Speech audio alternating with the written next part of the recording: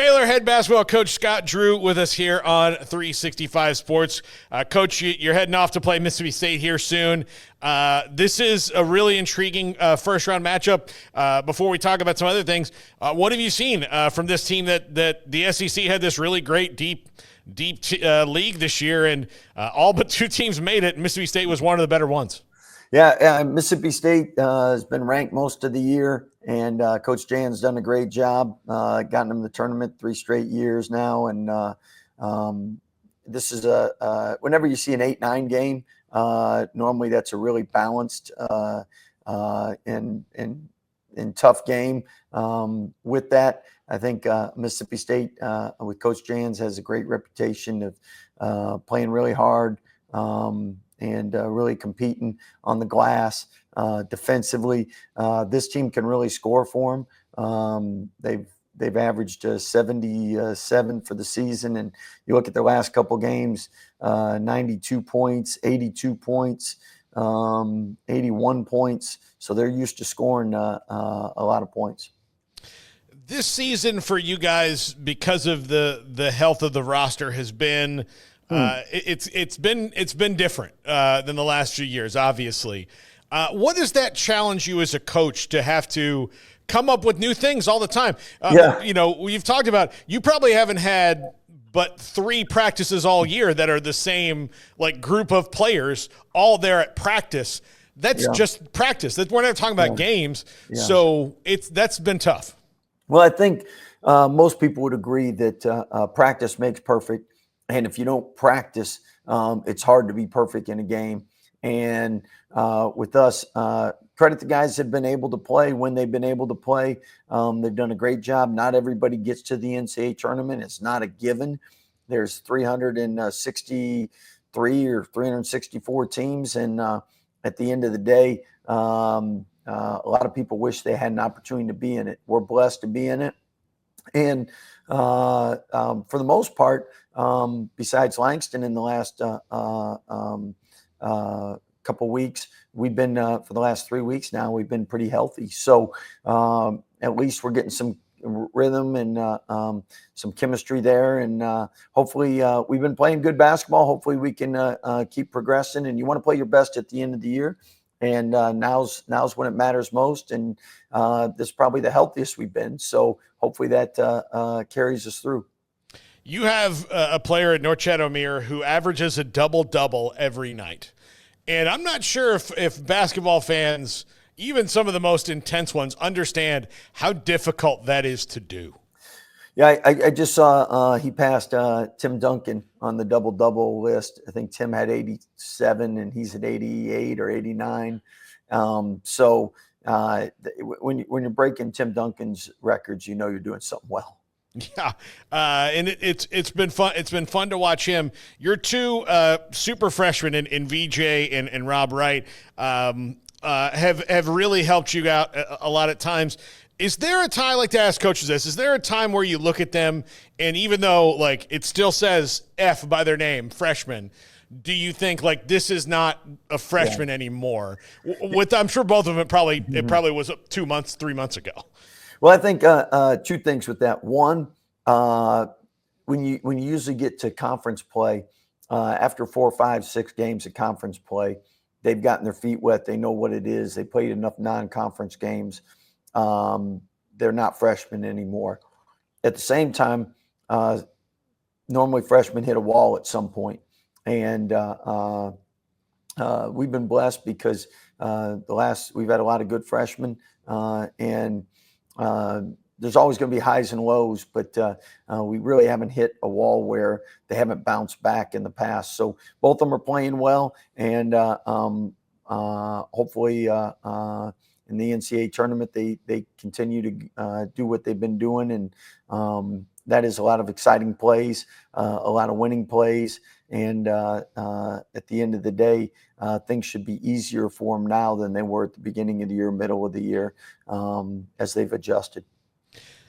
What is it like looking into your team's eyes when they hear the announcement, especially the guys who have not been there before? that moment that you know, when you're in the gym alone and you're in the driveway shooting hoops alone, that you pretend they're actually going to run out on the court with the NCAA tournament, stamped on the ground. Did you know that most calorie deficit calculators don't work?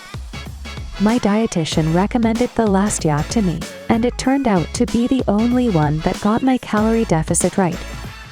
Thanks to it, I lost 14 pounds in 1 week.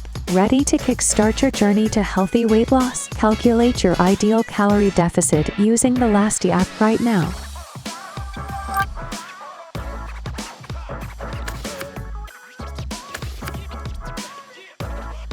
Yeah, it means a lot to all of them. Some of them freshmen, some of them like Jalen that haven't been in the NCAA tournament. So you've been in college for 4 years and you haven't gone to the tournament, and you get an opportunity, you're really excited because you know how hard it is to get there, and you've always wanted to be a part of it. And people come to Baylor and they expect to be in the NCAA tournament. And at the end of the day, once you get to that a final selection Sunday, they realize, man, this is a lot harder than I thought to get here because no matter who you are, you face a lot of adversity throughout a season, and starts in the summertime when you're getting your team prepared and ready. So they put in a lot of work.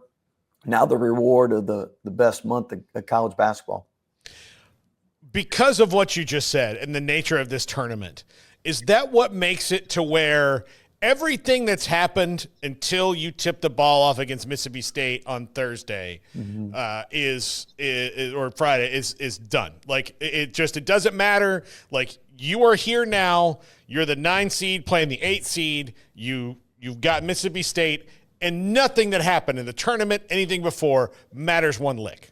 Well, I think you can learn from all your experiences, positive and negative, which hopefully help you be successful in that game. But at the same time, that's why it's March Madness. That's why the last couple of years, nobody has a perfect bracket after the first weekend.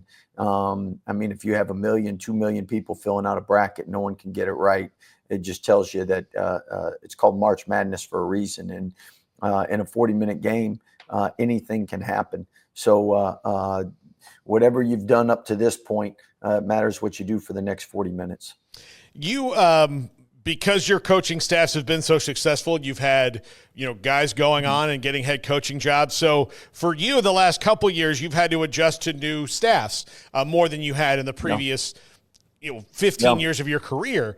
How has that been, rebuilding that? I know that there's sadness and you see your guys go and proud that there are, but then there's challenges, but you're a builder. You like that, don't you? Yeah.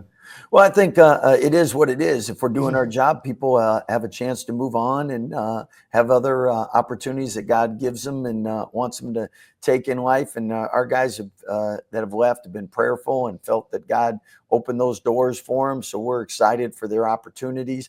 At the same time, it's just like in any business, any profession, whatever you do, normally your first day on the job is not as good as your next year on the job. And your next year on the job is not as good as the following year on the job. So, I mean, with the new staff, you can have a great staff, but that chemistry improves over time. So normally you're better the longer you're together, especially in the first couple of years. So love our staff, but again, when you're working with new guys, you're never as good year one as you are hopefully year 2, year 3, year 4.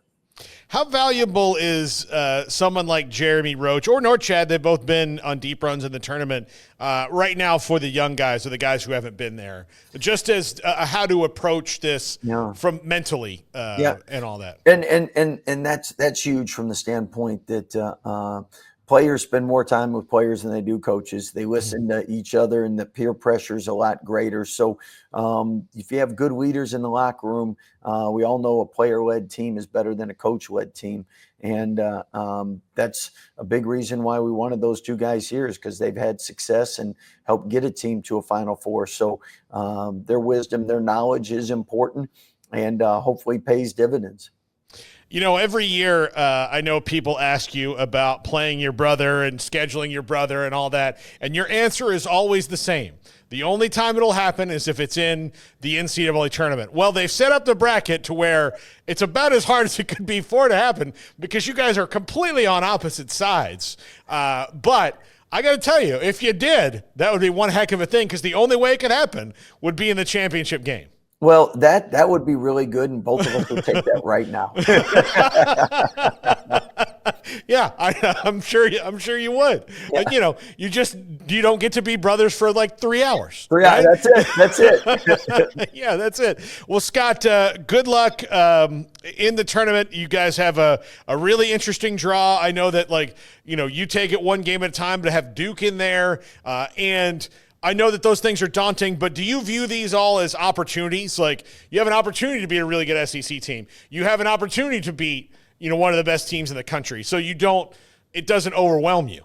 You sound like a coach. I love it. I love it. And you know what? That's exactly what they are. Yeah. Well, Scott, good luck. Enjoy it. I know that you always do, and you're you guys have a blast every time you go and you enjoy the moment. Always great to talk to you, and we'll talk to you soon. Thank you very much. And for all those that are making the trip, safe travels. We'll see you there. Thank you. All right. Absolutely. Go. It's so much fun to go to the NCAA tournament. If you've never been, you absolutely have to go.